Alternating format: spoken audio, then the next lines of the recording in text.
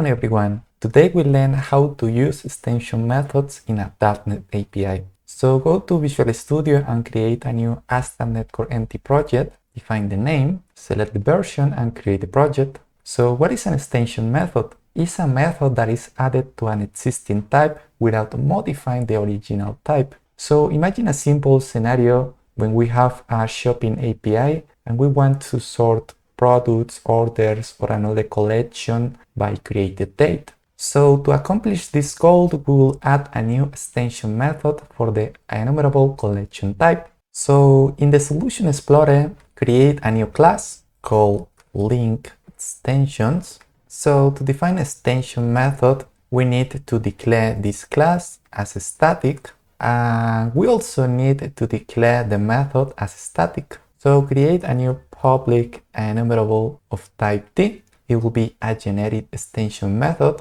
and we'll call this method order by created date of type T. Let me close the Solution Explorer. We need to add the this keyword to the first method argument to represent the type that is being extended. So the type being extended is IEnumerable of type T, which is a generic method. Extension methods are also applicable for .NET types, such as link types. In this case, we're extending the IEnumerable collection from system.link. So let's add the functionality to order by created date. So we'll return a new list and we'll call the order by descending method from system.link, and we will sort the collection by created date. So for that, we will use reflection to access the created date property. So declare type of T, and we will get a property which is created date that get value. So that's it. We're sorting the collection by created date. We have an error because the extension method must also be stated as the class. So now we're extending the IEnumerable collection by adding this new functionality to the project. Extension methods can only access public properties and methods from the extended type. So we're calling this public method to sort by created date. Now let's create a fake repository to get products and orders. So open the Solution Explorer and create a new class called shop repository. Create a new method that will return IEnumerable of products. Add a new product record with 3 simple properties. Let's define the name, the price, and finally the created date property. And using the yield keyword, we'll append elements to the IEnumerable collection. We'll define 3 fake products. So we've defined a simple method to return the products from a fake repository. Create a second method to get orders. So I will copy this method, but in this case, we'll replace the product record as an order record. So declare this type. We'll define different properties, description, the total,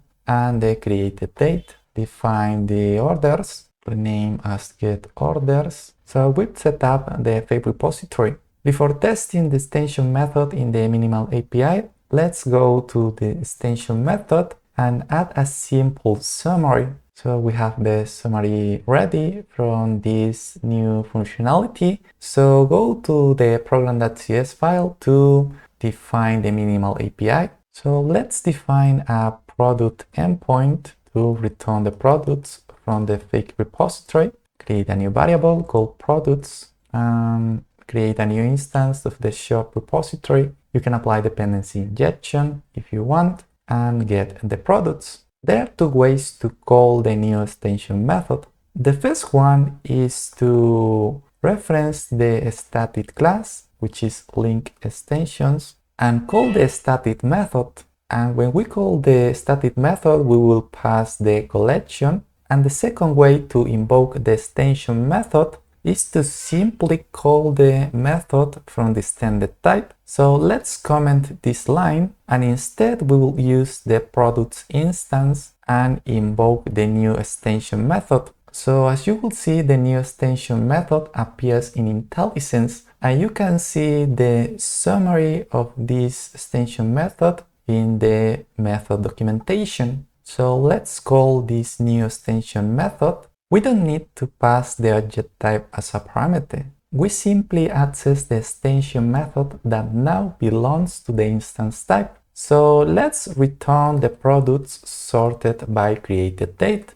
So add a return keyword and test the API. Navigate to the product root, and we have the products sorted by created date. Close the API. We can also have extension methods as an overload to have methods with the same name but different arguments. So go back to the link extensions and create a second extension method, and we will add an overload for the order by method that already exists in this type. This new extension method has no parameters, and we'll just simply call the first extension method.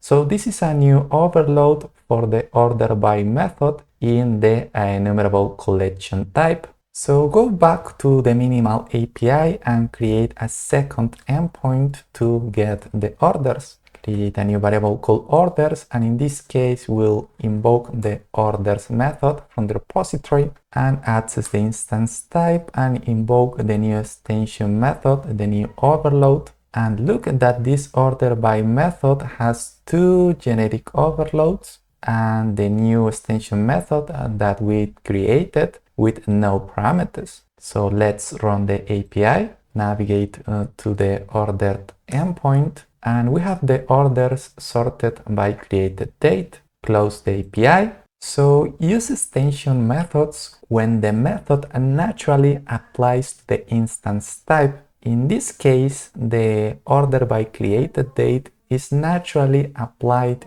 to the IEnumerable type. So we can promote reusability by sharing the same code in multiple locations. So we're using the same extension method in the products and in the order collections. Finally, extension methods can also be applicable for sealed classes when subclasses might not be allowed. You can even create extension methods as libraries that can be shared among different projects. So in this demo, we've learned how to use extension methods in a .NET API.